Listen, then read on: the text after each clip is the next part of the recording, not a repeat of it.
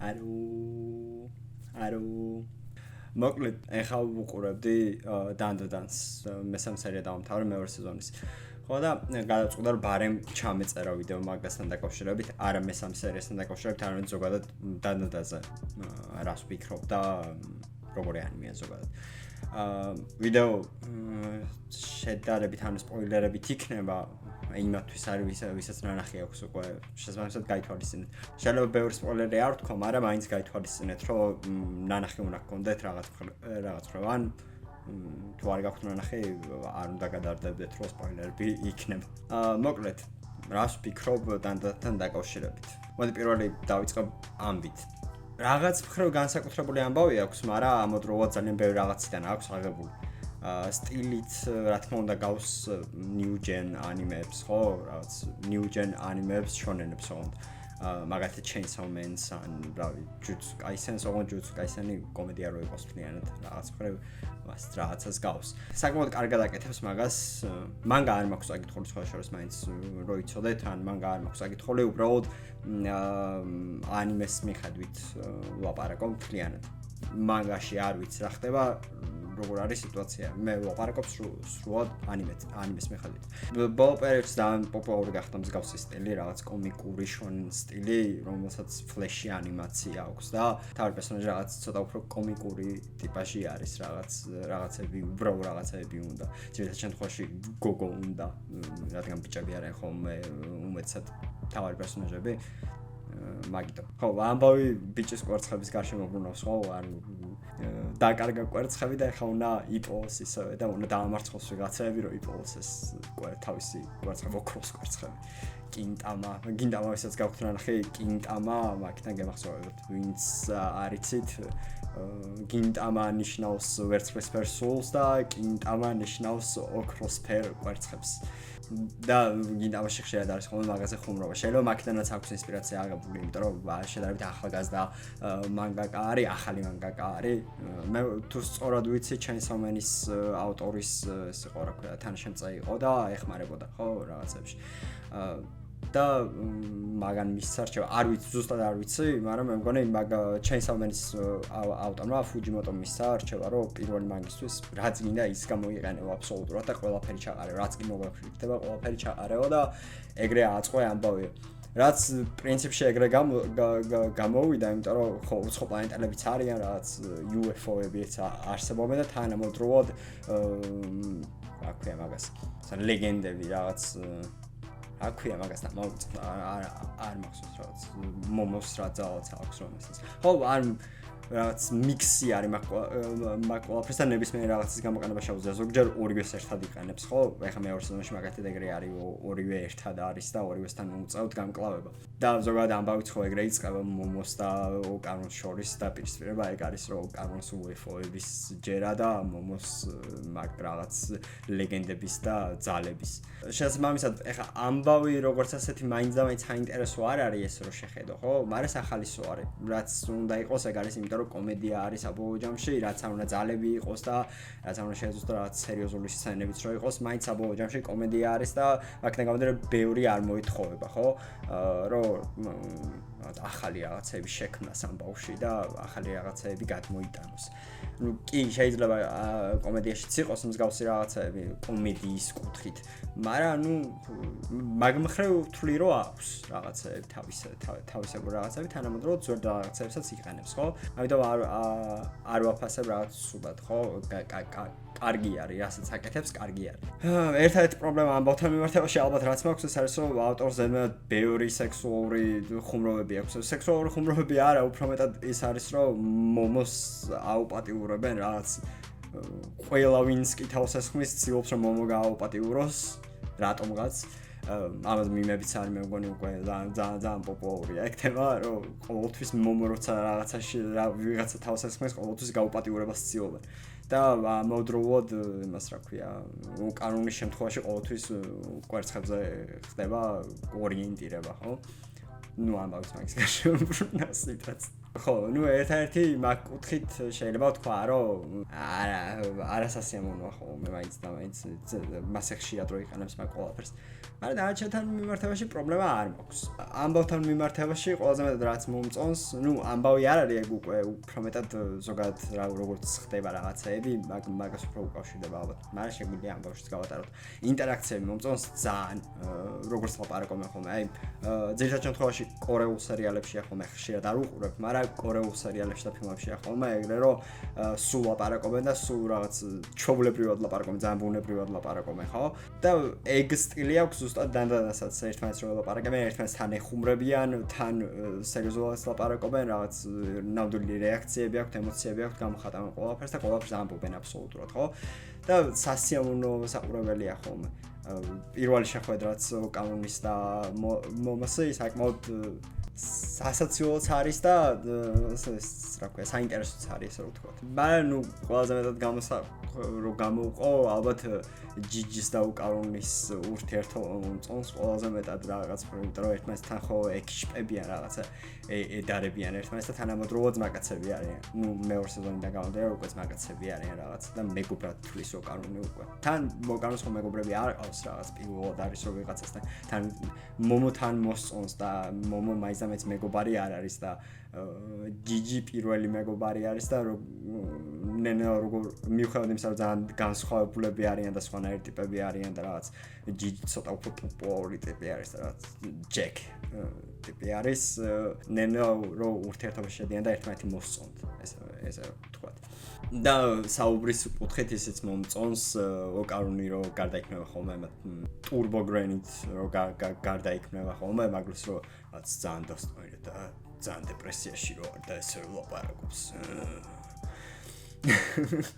ძალიან მომწონს ეგეც ანიმაციებს რაც შეეხება კიდე პლუს ანიმაციები კარგი არის მაგრამ პირველ სეზონთან მიმართებაში მქონდა პრობლემა ეხლა მეორე სეზონში არ ყოფილა მსგავსი შემთხვევა რაზეც პრობლემა მქონდა პირველ სეზონში რა ფლეში ანიმაციები რაც არის ანუ ძალიან კარგავს რეალურად რაც აკეთებენ ხოლმე რასაც აკეთებენ ხოლმე და რასაც ცდილობენ რომ გააკეთონ ხო რაც ბევრი აქვს ნამუშევარი და ესე რომ ვთქვათ და განსაკუთრებით ფაითების დროს არის ეს ყველაფერი რომ რაღაც ფლეში ანიმაციები შემოდის მაგრამ უკანაც ხდება რაც აკეთებენ და როგორც აკეთებენ ცოტა შეუმჩნეველი ხდება რო დააკვირდა შეამჩნევა ყველაფერს რამდენი აქვს ნამუშევარი და რამდენად კარგი არის და ბუნებრივი შეიძლება არ არის, მაგრამ ლამაზი არის ყოველ შემთხვევაში, ხო? და ეგი კარგება მაგ ფლეშ ანიმაციებში, რაღაცები რომ სხევებს და თან ანიმაციის სფერებს უცვლიან ხოლმე, ძალიან შეაცვლია. თან ელექტრონული მუსიკა აქვს და ყველაფერი სწრაფად ხდება. პირველ სეზონზე მახსოვს თქო, საუბარი მეორე სეზონში მაინც და მეც ეგრე არ არის. და ეგ არ ვიცი ვისი გადაწყვეტილება არის არტ დირექტორი იღებს მაგ გადაწყვეტილებას თუ რეჟისორი არ ვიცი მაგ იერარქიაში დიად ვერ ეგ არ მომეწონა ანიმაციებში დანარჩენი ის სტილი აქვს რაც უხდება ისედაც და კარგად გამოხატავს თავის სახეს თავისებური სახე აქვს მაგ კუთხით რა თქმა უნდა არ ვთვლი რომ დანარჩენი ხა მაგალითად Chainsaw Man-ზე უკეთესი არის მაგრამ ნუ საკმაოდ სოლიდური ანიმე არის. Chainsaw Man-თან მიმართებაში ცოტა სხვანაირად ვაფასებ მაგ ყველაფერს, იმიტომ რომ Chainsaw Man-ის მანგაც მაქვს აკითხული. მაგრამ Chainsaw Man-ის პირველი სეზონი საკმაოდ კარგი იყო. რაღაცებთან მიმართებაში პრობლემა მქონდა, მაგრამ საბოლოოში ძალიან კარგი იყო და ეხა ანიმესთან მიმართებაში შეიძლება ვთქვა, რომ Chainsaw Man-ი მირჩევნი. ბებო რო არ აღუნიშნო, ეგეც არ შეიძლება. ნუ ორივე ბებო იდეაში. ერთი რომელიც მართლა ტურბოგრანი არის და ბებო არის და მეორე რომელიც ატომად ძალიან ახალგაზრდად გამოიყურება, ძალიან სექსუალურია რატომღაც, სეიკო ქვია ხო? და თან ბებოს პერსონაჟი როა და თანამედროვე ტიპაჟი რო არის, რაც ჯდება მაგ ყველაფერში. რაც მომწონს კიდე, ბევრი აი თავიდან რაც თქვი, რომ ბევრი რაღაცები რო აქვს ჩაყრილი მაგ ყველაფერს ერთმანეთთან კარგად აკავშირებს. შეიძლება არკები ძალიან გამოკვეთილი არის, რომ ერთი ამბავის გაგრძელება არ არის, მაგრამ ცალკეულადაც რო აიღო, მაინც სასიამოვნო საყურებელია, ხო? მაგრამ მაგასთან მიმართებაში ისიც ახდენს გავლენას ჩემს შეფასებაზე, რომ ერთიანი ამბავი მაინც და მაინც არ არის. ხო, ინტერაქციაზე დამავიწყდა კიდე რომ მეთქვა, რომ ზოგადად კი მომწონს ეგ ინტერაქციები, მაგრამ ეს ძალიან ვცდილობენ ხოლმე რომ გაარომანტიკულონ და რაღაც მომენტებში რომ გაჩუმდებიან ხოლმე ოკარუნი და მომო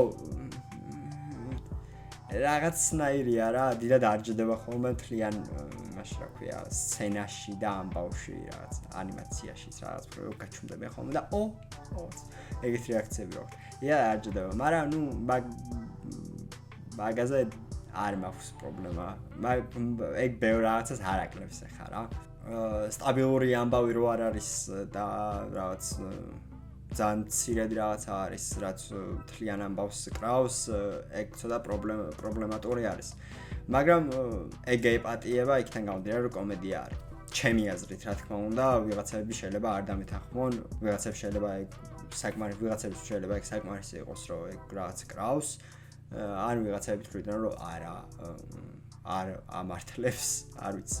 მაგრამ ჩემთვის ყოველ შემთხვევაში ამართლებს და ქულები აკლდება, მაგრამ მაგდენიც არა. როგორც სხვას დააკლდება, რომელიც შედარებით სერიოზული შეიძლება და რომ ყოფილიყო, ხო? ნუ საუნდტრეკები. რა შემიძლია რომ თქვა საუნდტრეკებს. რა თქმა უნდა, პირველი ოპენინგი რაღაც აიკონიკ ოპენინგი იყო და ყველა რაღაც დან ყველა რაღაც ყველა rilsi და TikTok-ი და რავი, ყველაფერი მაგის გარშემო ბრუნავდა. კიდე რაღაც ცეკვებს ასრულებდნენ ხოლმე, მგონი. ხო, კი, ცეკვებს ასრულებდნენ ხოლმე რაღაცებს. ძალიან აიკონიკი იყო. პირველი სეზონის ენდინგი არ მახსოვს, მე მოვუსმენ, მაგრამ დიდად არ მახსოვს. მეორე სეზონსაც შეეხება, პირველ ოპენინგი საკმაოდ კარგი არის, მაგრამ ისეთი არ არის, როგორც პირველი იყო, ის აიკონიკობა აკლია. ვიღაცები ამბობდნენ, რომ დანდადანი არის მისო და ამ დროს ხშირად ამბობს რეალურად მომღერალი დანდადანს, სხვანაირად ამბობს. და მაგრამ აიკონიკი არის სამაგიეროდ ენდინგი. ენდინგი ძალიან ლამაზი არის და ცალკე მოსასმენად და საკმაოდ სასიამოვნო არის. ხო, რაც მინდა რომ კიდე რომ მეთქვა, მე-7 სერიაზე ეს აკრობატიკის სილქი რო იყო, მახსოვს რომ ყველა გაგიჟდა რაღაც, ძალიან მოეწონათ. ეგ ამბავი ძალიან სელბიანი ამბავი იყო და რაღაცა. დიდად რეაქცია არ მქონია მაგ ამბავზე, ძალიან ჩვეულებრივი სელბიანი ამბავი იყო და უბრალოდ ამბავს ჭირდებოდა რომ ეგ ყველაფერი გამოყენებულიყო. დიდად გავლენა არ მოხდენია მაგ ყველაფერს, ხო, რაღაც ჩემთვის ყოველ შემთხვევაში დანდანი მაგის გარშეც დანდანი იქნებოდა ესე ვთქვათ, ხო? მაგრამ ან მაგას რასაც შევადარებ, ეხა მეორე სეზონში იყო ბიჭის ისტორია, სახელი არ მახსოვს, ჯიჯისთან ვინც ფარეულ და ეს წყელოდ რო იქცა და შემდეგ. ჩემთვის მაგალითად მაგისი ამბავი ბევრად უფრო გულთან მისატანი იყო და ბევრად უფრო საინტერესოც იყო. იმიტომ რომ შეიძლება რომ აბსოლუტურად ბოროტის ყოფილიყო, შეიძლება და აბსოლუტურად კეთილის ყოფილიყო და ორივე მხრივ აბსოლუტური გამართლება იქნებოდა მაგ პერსონაჟს, ხო? და მაგიდან გამომდინარე, ეხლა არ მიტირია, მაგრამ გულთან ახლოს ეგ უფრო მოვიდა ჩემთან, ვიდრე ეს აკრობატიკის ოფის ამბავი. შეიძლება ეგ ბრაუტ ჩემი გემოვნება არის, არ ვიცი, მაგრამ ძალიან მლაშე მომეჩვენა აკრობატიკის ოფის ამბავი, ესე რომ ვთქვათ რა.